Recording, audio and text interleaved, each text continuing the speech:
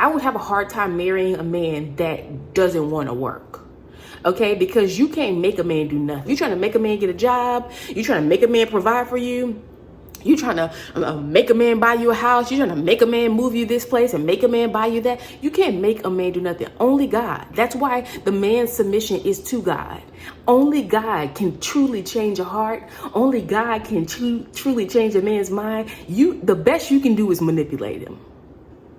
And that you manipulating him, you won't have to answer for that. Hello, and welcome to another video. So in today's video, we're going to continue our marriage conversation. I don't have any notes for this video, so we're just going to let this video flow wherever it's going to flow. But I was just thinking about aging, about getting older, about passing up people because they're not your desired match, not knowing what the end of your life is going to look like. In your youthfulness, when you're young, maybe you want to choose the person who, they have the finances that you want, but they don't necessarily have the character that's necessary to really do life long term with you. I want you to begin, as you continue on this search to becoming a better woman, and different men are placed in your path. I want you to really take a good assessment. Is this someone who can really go the duration of life with me? Because a lot of time, now I got married when I was really young. I'm still young, but I got married when I was 24. I'm about to be 30 this year.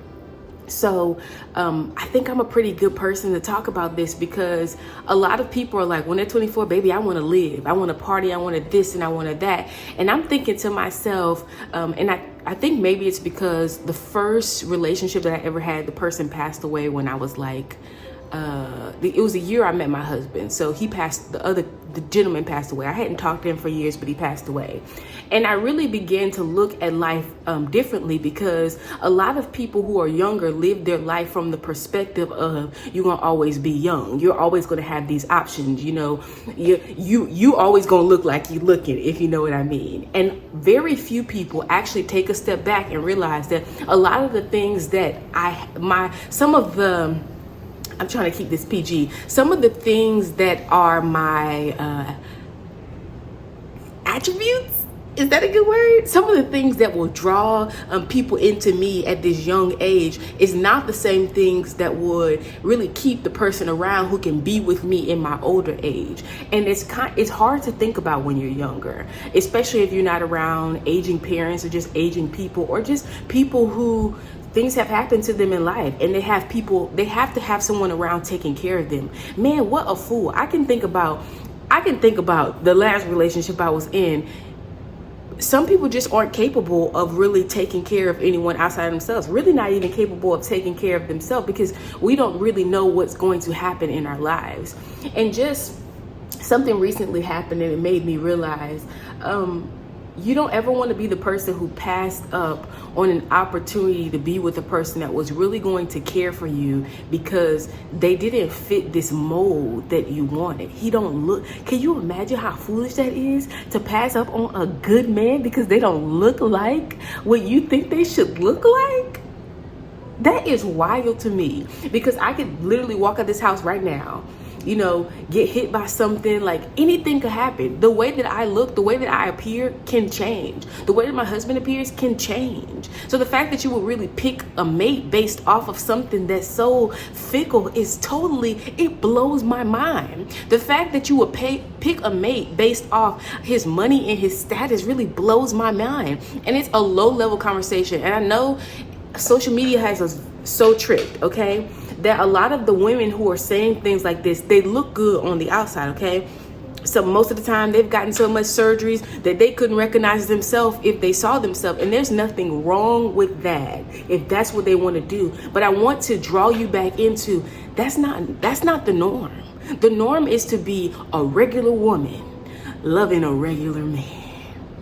Okay? And together you guys are building, and together you guys are getting to the place that you want to be.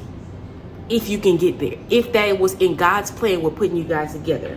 And that brings me to I want to read this, okay? Because like I said, my perspective about marriage is definitely biblical between a man and a woman. If you don't like that, it's probably not gonna be the videos for you to watch. Okay, so I want to read this. And then God said, "Let us make mankind in our image, in our likeness, so that they can rule over the fish of the sea and the birds of the sky, over the livestock and the wild animals, and over creatures that move along the ground." God blessed them and said, "Be fruitful, increase in number, fill the earth and subdue it, rule over the fish in the sea and the birds in the sky, and every living creature that moves along the ground." So 2 of those things was be fruitful and increase in number. So coming together and increasing in number. And I know some people are like, well, I can't have kids. I did a whole video about this.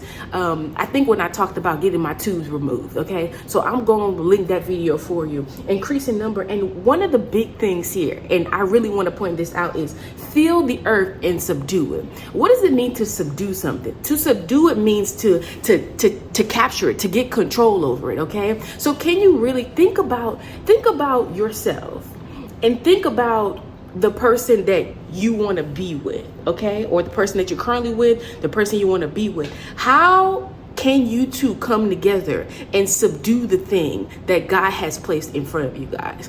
That's the goal of marriage. The goal of marriage is not to, be draped in Gucci and Louis. You might be draped in Gucci and Louis while you're subduing it, okay? But that's not the goal. So if you really want to have a godly marriage, if you really want to move forward in being a godly wife, you're going to really have to understand what the goal of marriage is. And again, like I say, ask yourself, is that something that you want? Because you don't have to want this. And I'm going to take a pause because I want to find a good scripture for you. Hold on. Please hold. I'm gonna have to read the whole thing because I hate using scriptures out of context. So yeah, let's read the whole thing. When Jesus had finished saying these things, he left Galilee and went to the region of Judea on the other side of the Jordan. Large crowds followed him and he healed them there. Some of the Pharisees came out to test him. They asked, "Is it lawful for a man to divorce his wife for any reason?" Now, I want to paint this picture that, and people still do this to this day, use everything with divine wisdom, okay? I'm just saying, but people still do this. You'll be trying to teach a lesson. Okay, you'll try to give a perspective and someone will come in asking crazy questions because they want to excuse a behavior. That's what they were doing by asking these questions. They did it to Jesus all the time, okay? They did it to him all the time, and this text right here is no different. Anyway, so they asked, "Is it lawful for a man to divorce his wife for any reason? And Jesus replied, "Haven't you read? At the beginning, the Creator made them male and female. He said, for this reason, a man will leave his father and mother and be united to his wife, and the two will become one flesh. So they are no longer two, but one flesh. Therefore, what God has joined together, let no man separate." Why then, they asked, did Moses command that a man give his wife a certificate of divorce and send her away? Jesus replied, "Moses permitted you to divorce your wives because your hearts were hard. But it was not this way from the beginning. I will tell you that anyone who divorces his wife except for sexual immorality and marries another woman commits adultery."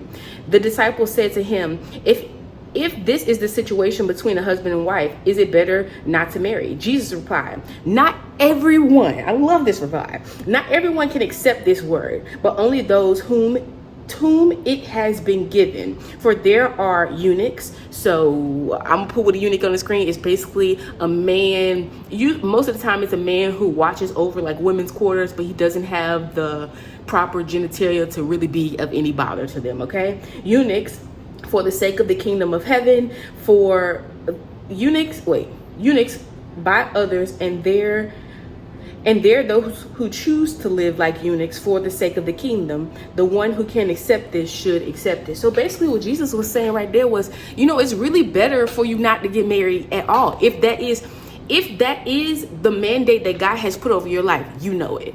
If that's the mandate that God has placed over your life, you know this because you do not have a desire to be married. Okay, so either you are a eunuch, and I'm saying eunuch like in the sense, I'm not saying that you actually are, or you have chosen to live like one for God, for the kingdom of God. Okay, so for a specific purpose, you've chosen to live this way. That's what Jesus is saying right here in the text. So I say that to say, marriage ain't for everybody, and it's not for everybody because it's hard work. And the things that you see, the glamour that you see, is not what marriage is intended to be. You have to ask yourself the question. While you're asking yourself about a husband, you have to ask the hard question, do I really want this? And if I really want this, I said it yesterday, there's a line, there's a way that there's a way that you're going to have to walk. And with there being a way you're going to have to walk, you have to accept that some things are simply not true. Like simply have been painted as a picture of reality when they're not. They're not the reality of the kingdom. So either you want the marriage that God spoke about, which is the only marriage. I'm not talking about to be married, because 2 women can get married, 2 men can get married. I'm not talking about getting married. I'm talking about marriage. You want marriage or you don't. You want marriage or you don't. And this whole would you marry a bus driver? Answer it for me down below. Be respectful, because I would hate for you to get blocked. Would you marry a bus driver? I absolutely would. I would. The only person I would marry, and I'm saying this, but if God told me otherwise, I would say that even that, it doesn't matter. But the only person I would have a hard time marrying a man that doesn't want to work. Okay? Because you can't make a man do nothing. And I think that, consider your situation. Consider your current situation right now. You can't make a man do nothing. So if you're trying to make a man get a job, you're trying to make a man provide for you, you're trying to make a man buy you a house, you're trying to make a man move you this place and make a man buy you that, you can't make a man do nothing. Only God. That's why the man's submission is to God. Only God can truly change a heart. Only God can truly change a man's mind. The best you can do is manipulate him. And that you manipulated him, you're going to have to answer for that. God is the only one that can truly change a man's mind. So a man who don't want to do nothing for you anyway, those are the only men that I would steer clear of. And you know exactly what I'm talking about. You gotta beg a man. I'm about to say nigga. You gotta beg a nigga for everything to get a job. Like, you don't want to get up and go to work and he sit on the couch. He drop you off at your job and ask you for gas money. Those are the type of men who they need to be reformed. I'm not even saying because sometimes things happen. Sometimes, especially as mothers, we baby our boys too much, and they don't really fully become men, and then they're incapable of taking care of a woman. And most of the time, they be the fine ones. They be fine. They be, they come in the right packaging, but they just don't have it. You can't make a man get it. Only God can. Am I saying totally write him off? No, pray for him. Pray for him and make sure you're not in your house while you're saying the prayer, okay? He's not living with you. Like I said yesterday, we are not submitting to boyfriends. We're not carrying boyfriends to the altar. That's not what we're doing. That's not what God intended when he designed us. And that's not the way that that's not what God intended when he designed men. So you have to realize, if a man is not in order, and a man who doesn't want to do any work, and that doesn't mean that he has some kind of elaborate job. A man who don't want to do no work, who don't want to participate in his life at all, is a man who's out of order. So if he's out of order in one area, baby, he's going to be out of area in another. And honestly, the area that he's going to be out of order that is going to affect you the most is the way that he's supposed to care for you, the way that he's supposed to carry you. The thing I told you guys about yesterday, the lady was like, she thrives in clarity. A man who's out of order isn't going to be clear on anything. And it's crazy that a woman will jump out of the bed with a man and then get up talking about where we going? I want clarity. Wow. You just made it real murky. Which is why my biggest tip that I can give you before you can wrap your mind around any of this is get out the bed. If you've been in the bed and you still think that this is your husband, like I said in that first video, step back and you need to ask God, and y'all need to ask God together. But if you want to step out the bed and he he start making up, I don't really want to. He start acting like he can't wait and he can't, get things together before you guys can get in the bed. And when I mean get things together, I mean get married. If he's saying I ain't dealing with all that, you don't need to be dealing with him, because he's a man that's misaligned, and he eventually, baby, he gonna misalign you. And I don't care how much money a man has. I don't care how many things he can buy you. If he is misaligned, you gonna be misaligned. You're gonna be around here cooking, cleaning, Aunt Jemima scarf on your head, getting lost, okay, getting totally lost, driving the best of cars, you got the best of everything, and you, the person who you are, is lost in it all. It happens all the time. It happens all the time. And the hardest thing to come out of is when when the shell of the outside is just it's so beautiful. People People seek after the things that you have on the inside. I mean, on the outside, and you really have nothing on the outside. It's hard to come out of relationships like that. So I want you, just be wise. When you choose and be wise, baby, you need the Holy Spirit every step of the way. Because looks alone, and when I say looks alone, I'm not just talking about appearance, okay? Look, just taking a snapshot of a person and saying he it, by way of like he's it or he's not it, by just what you see right there is not going to be good enough. You need deeper than that. You need God to give you spiritual eyes and spiritual understanding as to what this man needs, where he's going to go, what he's going to become. Insert story right here. So I've told this story time and time again. When I first met my husband, we weren't even like cool. I met him that first day. And we end up like having a little, I won't call it a date. He ended up coming to my house, and I was supposed to learn how to swim and stuff like that. Long story short, about, I don't know, I was still new there at the job. We ended up getting into like an argument, and we got into an argument because I heard him tell one of the girls that he was never gonna get married again. And in my mind, I'm like, dude, I just got out. Like, I had only been in long-term relationships, so I'm like, you wasting my time. That was my first snapshot. It's like, you wasting my time. I don't need nothing from you. You don't want to get married. I know we ain't nothing, but if marriage isn't even like a thing in your head, what we even talking for? Why we talking? And I'm telling you, I was 23 at the time, and that was my thought process. What are we even talking for? And like I told you guys before, my husband's older than me, so I'm like, okay, I mean, whatever. So I moved on. And I remember one day I was driving. It's crazy because I live close now to the area that I was driving when God told me this. He was like, pray for him. And I'm like, nope, not gonna happen. Why I need to pray for him? And God's like, pray for him. And I just began, every single day I would drive to work, I would say a prayer before I went into the job. And then one day God said, when you walk into the job, I want you to smile at him. And mind you, if you know me, like if you just get a little glimpse, I'm just not that person. Once I'm done, I'm finished. It's really a closed door. It's not, I don't keep going back and forth with people. I'm just not an argumentative person. I'm not, I'm not really that easy to reason with. You know, if God's not the one who's leading me to reason with you, I have mastery over that skill. And God was like, when you go into work, smile at him. And I'm like, why would I be smiling? Nothing's funny. Why would I smile at him? He is the one who dismissed me. I walked into work, and I remember he was chopping something up, and I smiled at him. He smiled back at me.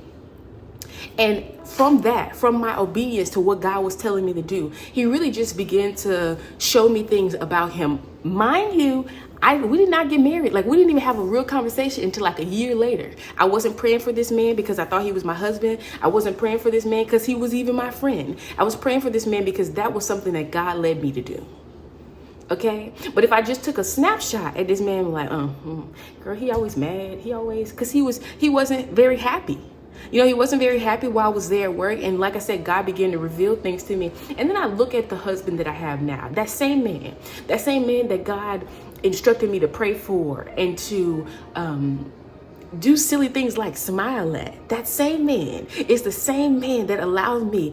I don't have to work. I have not had like a real job for 6 years, the 6 years that we've been married. Anything that I do is because I want to do. I went to the Army because I wanted to go to the Army. It was something that I always wanted to do. This man, even though he didn't have any elaborate job, he wasn't making a lot of money when I first married him, things changed. Things changed. But I couldn't give him no work ethic. I could not give him a work ethic. Okay? I could not teach him how to, I couldn't. There's some things that I can do now that I'm his wife and that I wasn't going to do when I wasn't his wife. Of course, there's a complementary aspect because as you guys know, I'm very free with my choosing. Right now I work at Amazon and I absolutely love it, okay? I work 2 days at Amazon and I love it. But I'm very free with my job choices and just the things that I choose to do. My husband is not like that. My husband is very kite holder. He is very stable and sturdy. It's complementary, okay? I could not imagine marrying somebody who act like me. But I didn't know that in the snapshot of seeing this man. So who are you, God? You you think you got? That you can just take a snapshot people and know where they are and know where they're going to be? You don't know. You do not know. And the person that says they know, they don't. You don't know where you're going to be 5, 6, 7 years from now. And I'm telling you, if you would have told us, not just me, if you would have told us, heck, even 4 years ago, that we would be where we are now, that we will make the amount of money that we make now, that we would just be here, like our relationship, our marriage, our relationship with our children, anything like that would be where it is right now, I would tell you that you lying. I would tell you that you're lying. And I believed God. I believed that God would do it. I just didn't have the imagination for how much that he was going to do. And now, we both have parents that are getting older. And now I'm seeing the next dimension. I'm seeing how when you really align with what God wants for you, it takes care of generations. So backward and forward, Kennedy's children, and then we're able to actually go back and take care of our mothers, our parents, our grandparents. We're able to do that when you're aligned.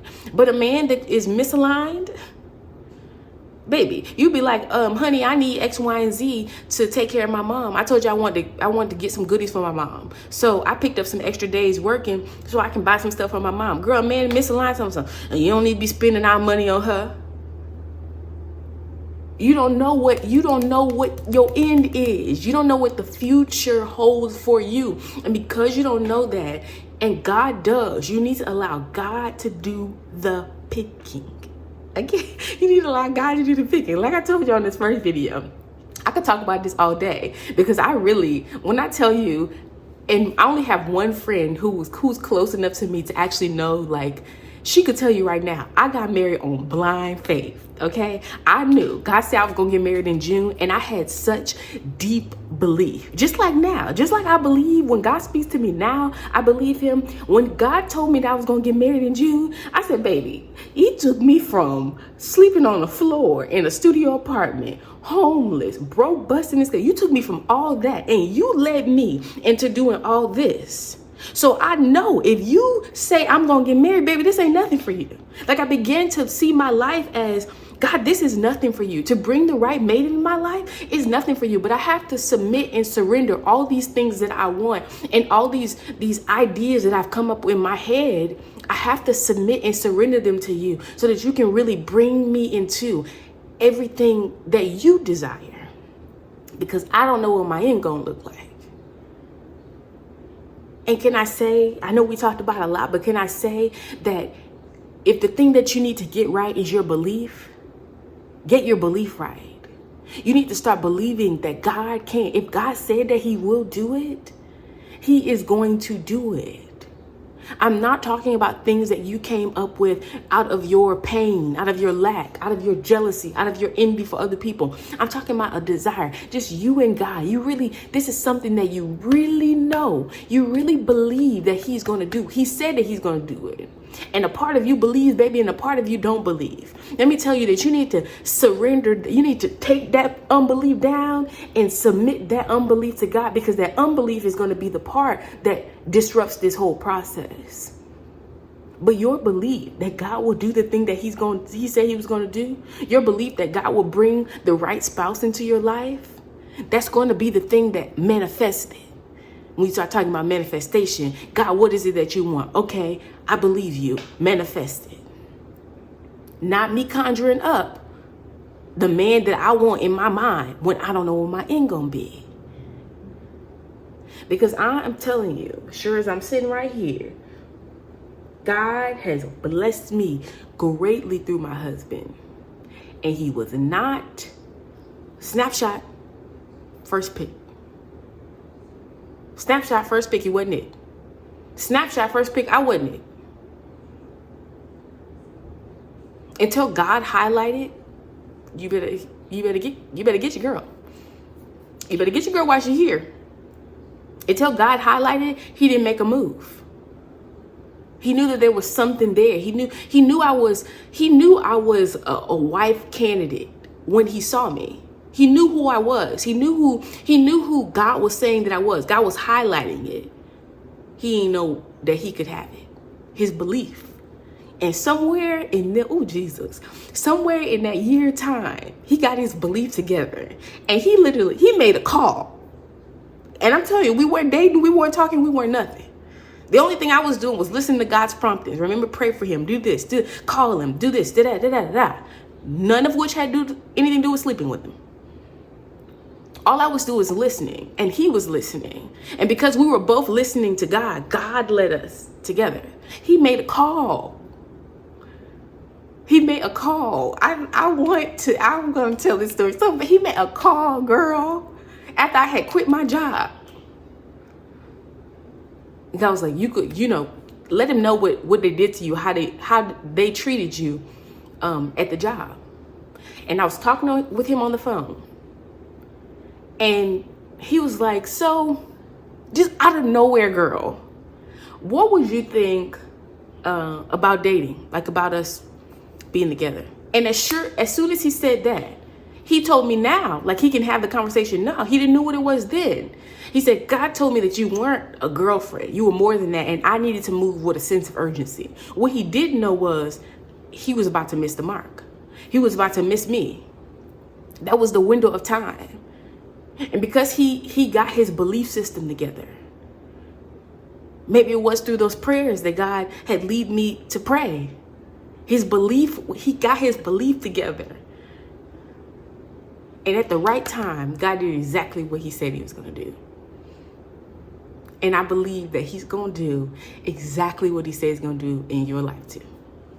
As always, if you have a question, ask a question, and I'll see you in the next video.